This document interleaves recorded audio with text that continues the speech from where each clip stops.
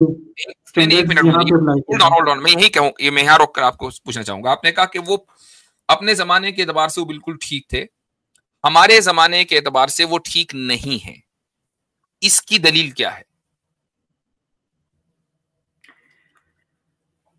इसकी दलील है इंसान की रीजनिंग या कॉन्शियसनेस का बढ़ जाना, ओवरऑल कलेक्टिव कॉन्शियसनेस कह लें आप तो। नहीं, ये इसकी दलील क्या है कि हम अपने जमाने के एतबार से जो सोच रहे हैं वही बेहतर है, सिवाय इसके कि हम सोच रहे हैं। इसके अलावा कोई और दलील है? नहीं, मैं ये कहना चाहूंगा कि जो हमारे जमाने के लिए बस जो हमें समझ आ रहा है हमने उस तरह से अप्लाई करना है। अब आने हाँ, वाले दिनों के लिए मुझे उनको बताएं, जितना समझ हमें जो आएगा। समझ में आ रहा है हमें सिर्फ उस तरह अप्लाई करना है, इससे बढ़कर कोई और डॉगमा हो सकता है?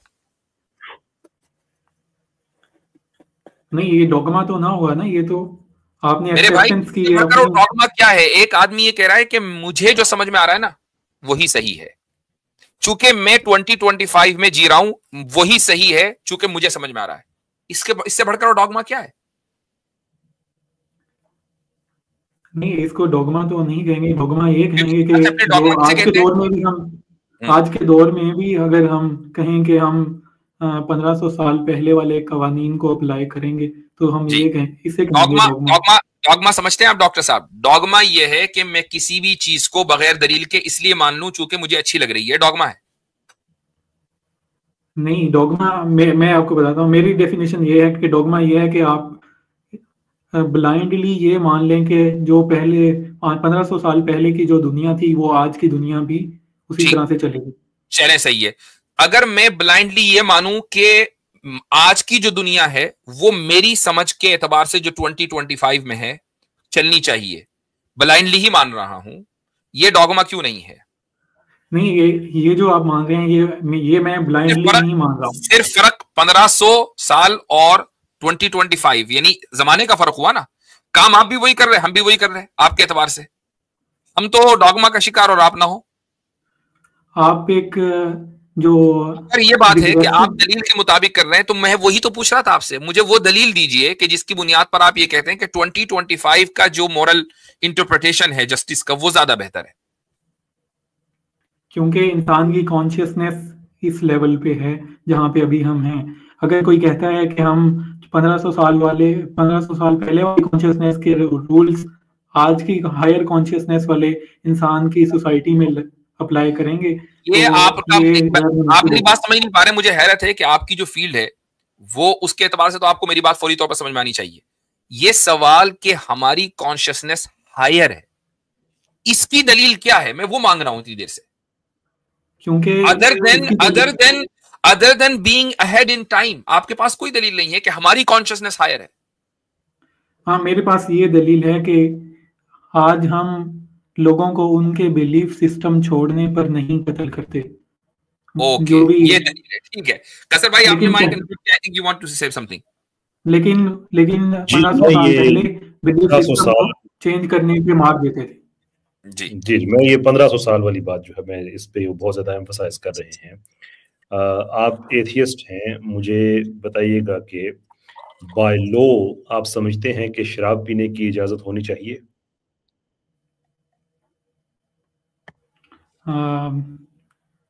ये काफी स्पेसिफिक क्वेश्चन हो गया आपका। अभी आप इससे क्या इम्प्लाई करना चाहेंगे वो मुझे नहीं एक पता। एक सवाल है, मतलब कानूनी तौर पे आप समझते हैं कि शराब पीने की इजाजत होनी चाहिए? मैं समझता हूँ कि हाँ, विद इन लिमिट्स होनी चाहिए। एक जो सही, ठीक हो गया। अगर दो अम, एक मर्द और एक औरत हैं, वो बगैर शादी के आपस में रिलेशनशिप रखना चाहें तो क्या ये इजाजत होनी चाहिए इस चीज की भी?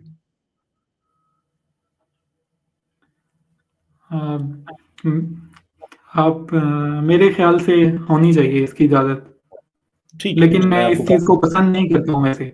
मैं इस वो तो चीज को जाती पसंद नहीं करता हूँ। मैं थोड़ा सा कंजर्वेटिव एथियस्ट हूँ भाई, तो ठीक हो लेकिन गया, बात खत्म होगी, मैं आपकी फितरत बात। बाकी है डॉक्टर साहब की जी। और एक एक सवाल और पूछ लेता हूँ कि हायर कॉन्शियसनेस जो आपने कहा ना, उसको सामने रखते हुए दो मर्द अगर चाहें कि हम आपस में रिलेशनशिप रखें तो वो इजाजत भी होनी चाहिए। ये तो बिल्कुल मेरा इस पे वही स्टांस है पहले वाला के नहीं, आपको तो DSM-5 फॉलो करना चाहिए, आप DSM-3 पे कहाँ चले गए? नहीं अभी, हाँ जी, वो अभी तो अलाउ है ये होमोसेक्सुअलिटी, बिल्कुल नॉर्मल चीज है साइकाइट्री। आप साइकोलॉजी फील्ड से आते हैं तो DSM-5 आपका वो है ना डॉक्यूमेंट। ठीक है, बस मैं आपसे यही जानना चाह रहा था। अब ये जो 1500 साल वाली आप बात करते हैं ना कि 1500 साल पहले जो होता था तो वो बस पुराना था, वो नहीं होना चाहिए था। आपने शराब नोशी के हक में कहा कि हाँ कानून इजाज़त होनी चाहिए, वो क़ब्ल इस्लाम भी हज़ारों साल से वो प्रैक्टिस चली आ रही है। आपने आउटसाइड वेडलॉक रिलेशनशिप की बात कही, ये आपको ग्रीक और रोम क्लासिकल जो तहजीबें हैं उनमें भी ये प्रैक्टिस आपको मिलती है जो 1500 साल से बहुत पुरानी है।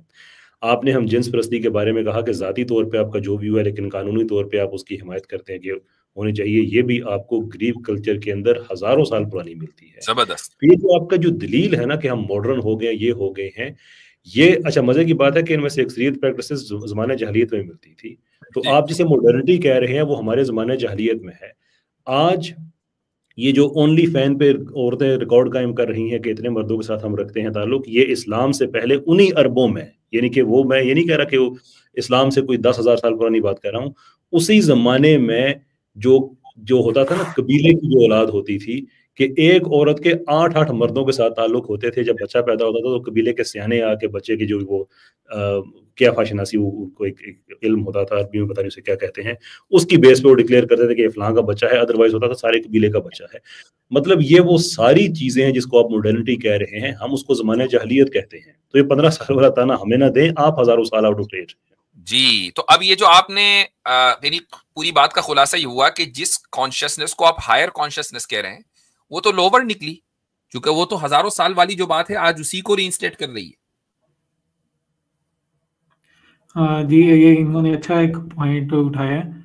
मैं इसमें ये कहना चाहूँगा कि हमारे इस्लामिक पर्सपेक्टिव में, जो इस्लामिक माशरों में, उस लिहाज से तो हम कह सकते हैं कि हमारी अभी की कॉन्शियसनेस हायर है इस्लामिक पर्सपेक्टिव में। लेकिन उन्होंने रोमन और ग्रीक्स की एग्जांपल दी, वहाँ पे फिलोसफर से वो उन पे रिलीजन का वो असर नहीं था इतना उस टाइम पे। बाद में क्रिश्चियनिटी का आ गया। भाई की बात नहीं समझे आपने, जो कहा ना जी 1500 साल, जिस कॉन्शियसनेस की आप बात कर रहे हैं, जिसको आप हायर कह रहे हैं और जिसकी बुनियाद पर आप ये कहते हैं कि इंसाफ हम 2025 के अंदर तय करेंगे कि इंसाफ क्या होता है। जब हमने मसलन शराब की मिसाल दी, शराब पीने को आप लिमिट में ही सही आप इंसाफ कहेंगे, चूंकि इंसाफ का ताल्लुक सिर्फ किसी दूसरे की जात से नहीं होता, अपनी जात से भी होता है। दो मर्दों का एक साथ शादीशुदा रहकर जिंदगी गुजारना, शादी वाली जिंदगी गुजारना, इसको भी आप इंसाफ कहेंगे। लेकिन ये चीज तो हजारों साल पहले की है, तो आपकी कॉन्शियसनेस ने ज्यादा इवॉल्व करके आगे बढ़ के इस चीज को बैन क्यों नहीं किया? ये हमें क्यों बैन करना पड़ा? अगर ये चीजें तो बदल जानी चाहिए थी। उस वक्त भी जितना मुझे याद है कि ये चीज कानून में नहीं होती थी, कानून में इसकी ममानियत ही होती थी। वो ये लोग आपसे अपने किसने कह दिया कि उस वक्त भी ये चीजें कानून में नहीं होती थी? अभी आपको ट्राइबल लॉ बताया कि एक औरत 10 मर्दों से शादी करती थी और फिर कबीले के सियाने आकर आइडेंटिफाई करते थे कि इसका बाप कौन है। ये बाकायदा एक प्रैक्टिस, एक लॉ था, यानी जिसको कबीले की सतह पर कबूल कर लिया गया था। और एक कबीले में नहीं, तकरीबन अरबों के यहाँ हर कबीले में ऐसा ही था। अच्छा, फिर आप तो, आपकी फील्ड तो साइकोलॉजी है, बायोलॉजिकल मुझे कोई बेनिफिट बताएं दो मर्दों के एक साथ रहने का। बगैर बायोलॉजी पढ़े हुए तो आप साइकोलॉजी तक नहीं पहुंचे होंगे। जी बिल्कुल, बायोलॉजिकल हर चीज का बेनिफिट होना जरूरी नहीं है कि उसका हर चीज का बेनिफिट होना जरूरी नहीं है। कुछ चीजें बगैर बेनिफिट के भी कर ली जाती हैं, राइट? जी जी, हाँ जी। कुछ चीजें बगैर बेनिफिट के भी कर ली जाती हैं। ये जो आप एक मर्द के साथ जिंदगी गुजारने को सही कह रहे हैं जबकि उसका फायदा कुछ नहीं है, इसको इंसाफ के पैमाने पर जरा रखकर साबित करें। क्योंकि वो दोनों आपस में उनकी आजाद रजामंदी है आपस में, उनकी एक फ्री विल है। अच्छा, आपस की रजामंदी की बुनियाद पर चूंकि वो दोनों एक साथ रह रहे हैं, अब मान लें मुआशरे में 50 से 60% मर्द ऐसे ही हो गए, ठीक है, जो आपसी रजामंदी के साथ मर्दों के साथ रहना चाहते हैं, तो मुझे बताएं कि उससे ह्यूमैनिटी को नुकसान होगा या नहीं होगा? जी हो सकता है नुकसान होगा, लेकिन नुकसान असल होगा, में मैं नुकसान वही होगा बताता हूँ आपको। होमोसेक्सुअलिटी जो है ना, ये जी। हमारे डिटरमिन होती है, ये उनके इख्तियार में नहीं होती। नहीं नहीं, ठीक है, हमने मैं खुद वो एक अलग टॉपिक हो गया, वो एक अलग टॉपिक हो गया। बात यह है कि अगर मान लीजिए 50%, तो 50 मैंने बहुत लंबा नंबर बता दिया, 10% भी होंगे तो यह हशर होगा, लेकिन चलो 50% से ज्यादा मर्दों ने यह तय किया कि भाई हम आपस में रहेंगे शादी वाली जिंदगी, तो ह्यूमैनिटी को, ह्यूमन रेस को नुकसान होगा। तो आपने जो ये कहा ना कि नहीं, बाज मर्तबा बगैर नफे के भी, बगैर फायदे के भी किसी चीज को बर्दाश्त कर लिया जाता है, ठीक है, मैंने मान लिया, लेकिन नुकसान की वजह से तो बर्दाश्त नहीं किया जाना चाहिए। यहां तो एक आदमी का नहीं, पूरी ह्यूमन रेस का नुकसान हो रहा है, आप कैसे बर्दाश्त कर रहे हैं? ये कैसा इंसाफ है 2025 का? हम ये इसके नताइज जो होंगे वो हमें नहीं पता कि वो हमें शायद पता है, नुकसान हो या। ये आपसे किसने कह दिया कि नहीं पता? क्या आपके पास इंपेरिकल एविडेंस नहीं है? क्या आपने किसी, अगर लेस्बियन कपल है या गे कपल है, उनके यहां औलाद होते हुए देखा है? ये तो इंपेरिकल एविडेंस है। सर डायरेक्ट DSM-3 से नहीं, DSM-5 पे जंप लगा दी। जो है वो औलाद का होना हमेशा ये नहीं होता कि उनका फायदा होगा फ्यूचर में। नहीं हालांकि नहीं नहीं, बात उनके फायदे की नहीं हो रही, बात ह्यूमन रेस की हो रही है कि उनके इस रवैये से ह्यूमन रेस को नुकसान है।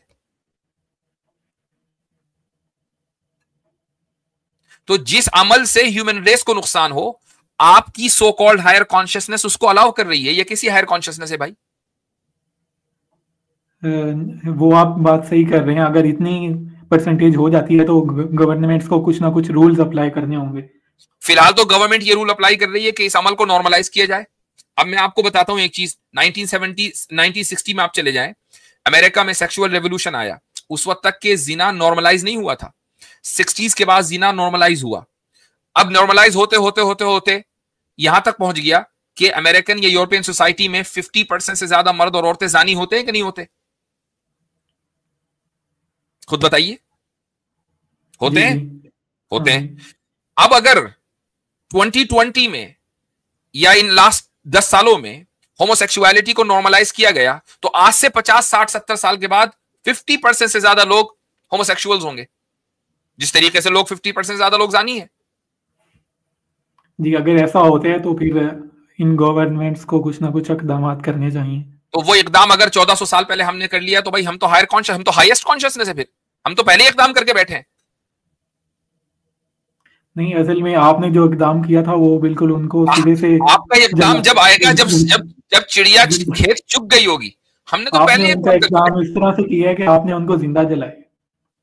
हमने उसको इलीगल किया, आपने इलीगल किया, आप इलीगल करें, क्यों नहीं करते? इलीगल नहीं, बल्कि वो उनकी जान ली है आपने। इलीगल किया ना, पहले इलीगल किया ना। मेरे ख्याल से मैं ये कहना चाहूंगा कि किसी अब आपको, किसी अब चीज को आपको रोकने के लिए आपने मैं उसकी आपको जान ही ले ली। डॉक्टर साहब मैं एक चीज बताता हूं आपको। आपका इशू ये हरगिज नहीं है कि हम हायर कॉन्शियसनेस हैं, लोअर कॉन्शियसनेस है, ये इशू आपका नहीं है। गो के आप साइकाइट्रिस्ट हैं, आपका एक और इशू है। वो इशू ये है कि आप एक तरह के ऐसे ट्रॉमा में हैं कि जिसकी बुनियाद एक्सेसिव सिंपैथी है। और यकीन ना आए तो किसी बेहतर साइकाइट्रिस्ट को दिखा लीजिएगा। आप एक ऐसे ट्रॉमा का शिकार हैं कि जिसकी बुनियाद एक्सेसिव सिंपैथी है। नहीं, मतलब ये तो बेसिक सिंपैथी बनती है अगर आप किसी को होमोसेक्सुअल हो। उसकी वजह है तो अभी आपने शुरू में आकर कहा, शुरू में आपने आकर सबसे पहले इल्जाम क्या लगाया? सजाएं, कि जी पहले सजाएं ऐसी होती थी, यहां सजाएं क्यों? क्योंकि उन सजाओं का तसव्वुर करके आपकी जो एक्सेसिव सिंपैथी है वो जाग जाती है और आप उसको क्रूल समझते हैं। That is the very base of that trauma that you are affected by. मैं इसको ट्रॉमा नहीं कहूँगा, मैं इसको बेसिक सिंपैथेटिक एटीट्यूड होता है इंसान में कि वो देखिए बेसिक सिंपैथी तो हर एक के अंदर होती है, बेसिक सिंपैथी तो हर एक के अंदर होती है, लेकिन एक होती है बढ़ी हुई सिंपैथी। मसलन आप अगर टीवी के ऊपर कोई फिल्म देख रहे हैं, मान लीजिए कोई इंटरनेट वगैरह पर, और कोई ऐसा सीन आपके सामने आ जाए कि जिसमें बहुत वहशतनाकी दिखाई गई हो, गर्दनें कट रही हो, हाथ कट रहे हो, आप उसको नहीं देख पाएंगे। नहीं, मैं अगर वो कोई भी चीज जस्टिफाइड होती है तो फिर तो आप कर लेते हो, लेकिन आप नहीं, आप इसको अपने ऊपर तजुर्बा कीजिएगा। साइकाइट्रिस्ट आप हैं, लेकिन प्रिस्क्रिप्शन में लिख रहा हूं, आप इसका तजुर्बा कीजिएगा कि कभी एक ऐसी मूवी देखें कि जिसमें ऐसे हैवानी मंजर दिखाए गए हों कि हाथ कट रहे हो, गर्दनें नप रही हों, और वो देखिएगा और फिर देखें आप वो देख पाते हैं कि नहीं। ये तजुर्बा अपने ऊपर करना। हम नहीं, ये तो हमारे अंदर इनकलकेट किया जाता है। हमने खुद लोगों की टांगे कटी हुई देखी हैं, उनको उनके जिस्म जो हैं इतनी बुरी तरह मसख हुए हुए देखे हैं, रोड ट्रैफिक एक्सीडेंट्स देखे हैं हमने, तो हमने तो देखा है। तो इंसान में बेसिक एक सिंपैथी तो होती है। बिल्कुल बिल्कुल, इसमें कोई शक नहीं है। तो मैंने रूट कॉज भी बता दिया है, आप उसको तस्लीम ना करें वो एक अलग बात है, लेकिन आई होप कि आप एक दिन उसको तस्लीम करेंगे। एक लास्ट पॉइंट आपसे मैं बता रहा हूं, और कैसर भाई ने जो बात कही वो जबरदस्त है, उसी की बुनियाद पर मैं आगे लेकर चल रहा हूं कि ये जो आपके जहन में बात है ना कि हम एक हायर कॉन्शियसनेस में हैं, क्योंकि हम टाइम में आगे निकल चुके हैं। आपके पास इसके अलावा कोई दूसरी दलील नहीं है सिवाय इसके कि आप टाइम में आगे हैं।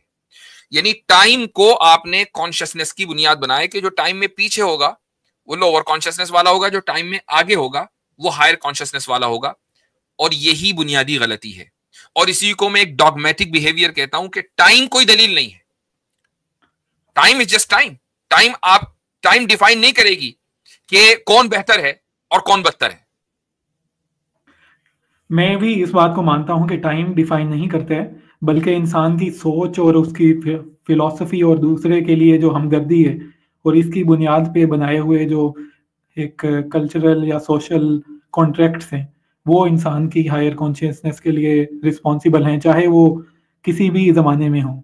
तो बस बात खत्म हो गई। तो फिर आपका ये आर्ग्यूमेंट ही खत्म हो गया कि हम 1500 साल वाले कानून पे क्यों चले, हम 2025 वाले कानून पे क्यों नहीं चलते।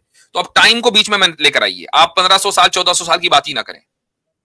ये चीज अब रिलेवेंट हो गई, आपने खुद ही इसको तस्लीम कर लिया।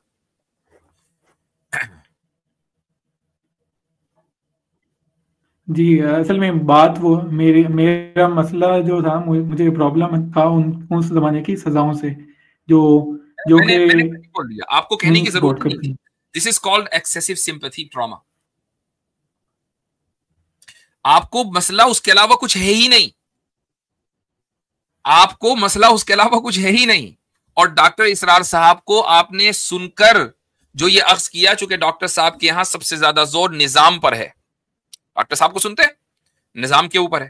अच्छा, उस निजाम का क्रिमिनल जस्टिस, क्रिमिनल कोड इस्लाम का उस निजाम का हिस्सा है भाई। आप उस निजाम को तस्वुर ही नहीं कर सकते जिसमें क्रिमिनल कोड ना हो। अब क्रिमिनल कोड में हाथ भी कटते हैं चोर के, और मर्डरर की गर्दन भी नपती है। अब आपको वहां से परेशानी हुई कि ये कैसा निजाम है, इसमें तो क्रूरल्टी है। यही एक्सेसिव सिंपैथी है। तो मैंने तो आपका जो सिम्टम है उसको देखकर रूट कॉज बता दिया बीमारी का।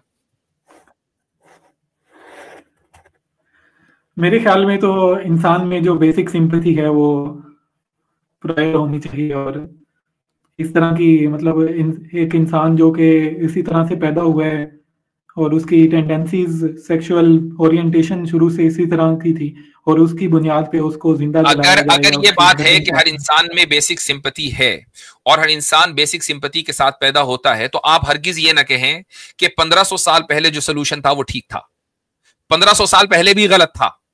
फिर ये कहिए, चूंकि बेसिक सिंपैथी हर जमाने में एक सी होती है। हाँ, ये आप सही कह रहे हैं, कह सकते हैं इस बात को, लेकिन इसका मतलब तो ये हुआ, इसका मतलब ये हुआ कि इंसानी तारीख ने आज तक कोई सोल्यूशन दिया ही नहीं सिवाय 2025 में जो सोल्यूशन है। हम ही मॉरल हैं, हम ही कॉन्शियस बीइंग हैं, हम ही सबसे बेहतर हैं। हमसे पहले ना कोई बेहतर था, ना कोई कॉन्शियसनेस वाला था, सब गलत थे। That is the gist of your claim. मैं ये दावा नहीं करूंगा कि आज की दुनिया में जो हम जिस तरह से हम रह रहे हैं वो सबसे ज्यादा हायर मोरालिटी की मिसाल है।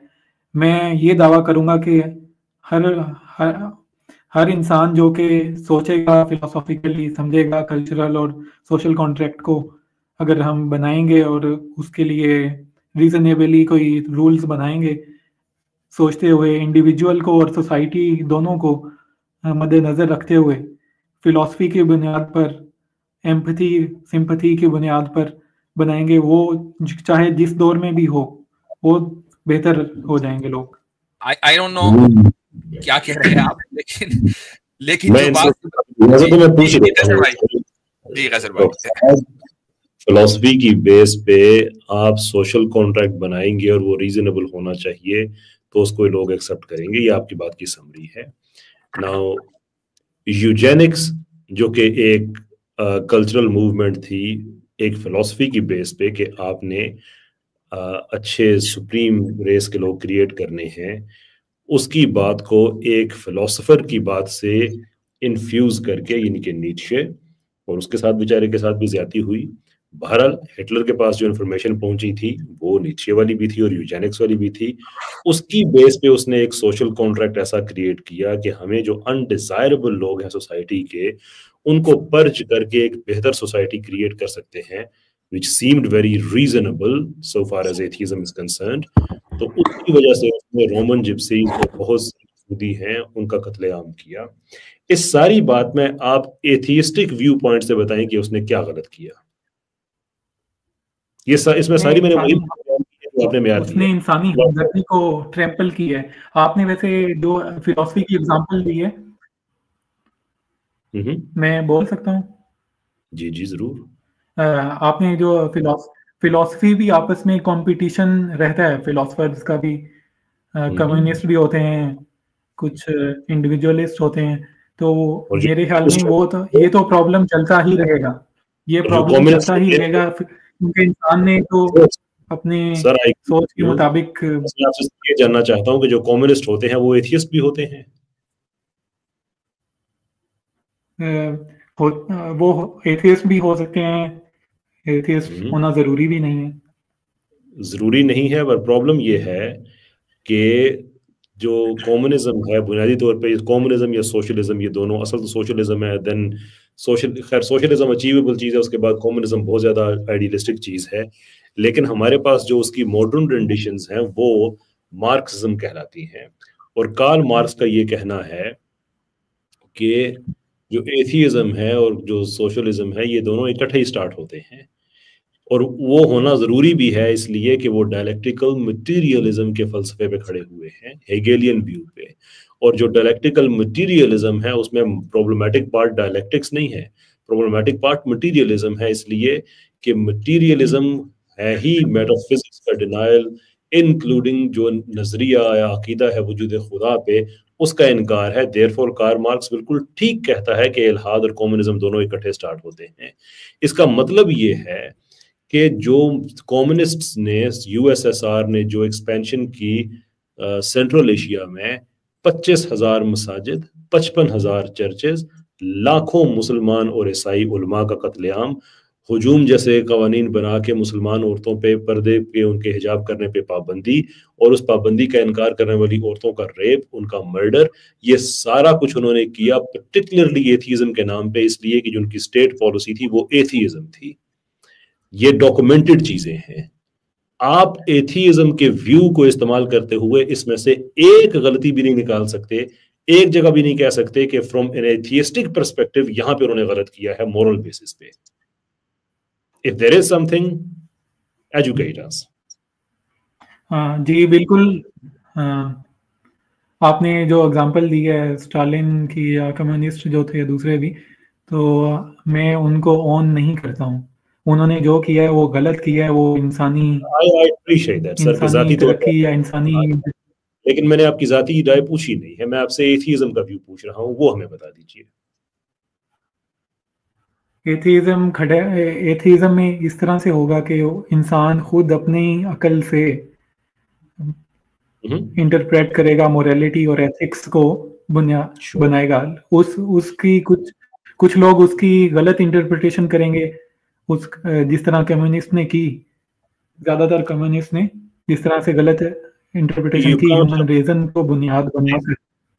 दोनों मैं समझता हूँ कि कांट के जो, अगर आप ये कहते हैं कि वो अपनी अकल से करेगा, तो फिर आपको मानना पड़ेगा ना कि स्टालिन की अकल में फिर जो ग्रेट परचेज हुए थे बिटवीन 1936 एंड 1938, जिसमें लाखों लोगों को मारा गया था, उसने फिर अपनी अकल इस्तेमाल की, एज एन एथियस्ट इस्तेमाल की, तो ठीक ही की ना फिर।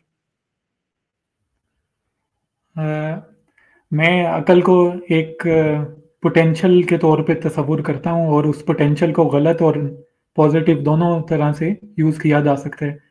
और देयरफॉर हम ये कह सकते हैं, मुझे कंफर्म कीजिएगा या मेरी तस्दीक कीजिएगा, कि एथीइज्म में इनहेरेंटली कोई ऐसा मॉरल पैकेज नहीं है जिसकी बेस पे हम कह सकें कि ये गलत है, विच इज द रीजन कि आपको बार बार अकल, उसकी जाती समझ, उसकी इंटरप्रिटेशन, ये चीजें कहनी पड़ रही हैं। मेरे ख्याल से तो जो भी सोशल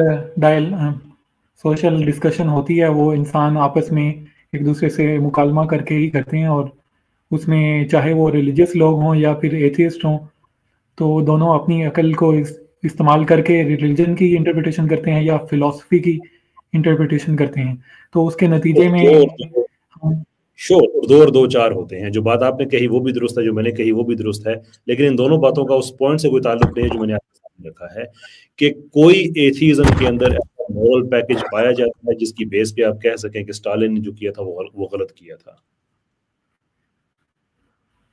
जी बिल्कुल, क्योंकि इंसान एथिस्ट के लिए पैकेज उसकी अकल है, और अकल के मुताबिक स्टालिन ने जो किया है वो ह्यूमन सिंपैथी, और स्टालिन के पास भी अकल ह्यूमन सिंपैथी के खिलाफ है।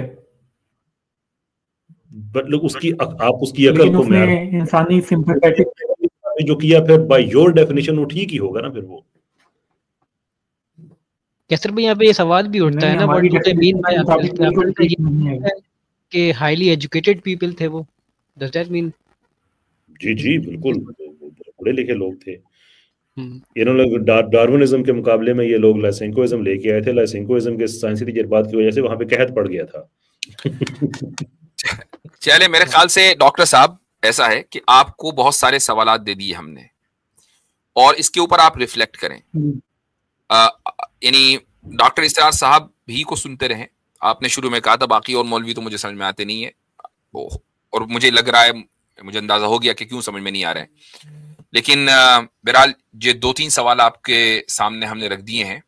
You are an educated person, आप इन सवालात की रोशनी में कॉन्टेम्पलेशन करें। ये जो मसला है ना कि खुदा मौजूद है या नहीं है, ये दुनिया का सबसे बड़ा क्वेश्चन है, ये मामूली क्वेश्चन नहीं है। उसकी वजह यह है कि अगर वो मौजूद नहीं है तो हमारी जिंदगी बिल्कुल अलग होनी चाहिए, और अगर वो मौजूद है तो बिल्कुल अलग होनी चाहिए। यानी हमारी लाइफ स्टाइल कैसी होनी चाहिए, इसका बराह रास्त खुदा के वजूद या उसके न होने से ताल्लुक है। ठीक है, मरने के बाद क्या होगा इसका ताल्लुक इससे है कि खुदा मौजूद है या नहीं है। तो इसको इतना लाइटली न लें। ये जो क्वेश्चंस आपके सामने रख दिए हैं बहुत सीरियस क्वेश्चंस हैं, और इनके ऊपर गौर करें, और विद ऑल न्यूट्रलिटी गौर करें, और इंशाल्लाह मुझे उम्मीद है कि आप इस्लाम में वापसी करेंगे। जी शुक्रिया। चलें ठीक है डॉक्टर साहब, आप बैक स्टेज खाली कर दीजिए। जी कैसर भाई। सर मैं भी इजाजत लूं, मॉर्निंग ड्यूटीज करनी है। जज़ाकुमुल्लाह खैरन, जज़ाकुमुल्लाह खैरन, शुक्रिया, बहुत शुक्रिया। अस्सलाम वालेकुम। वालेकुम अस्सलाम।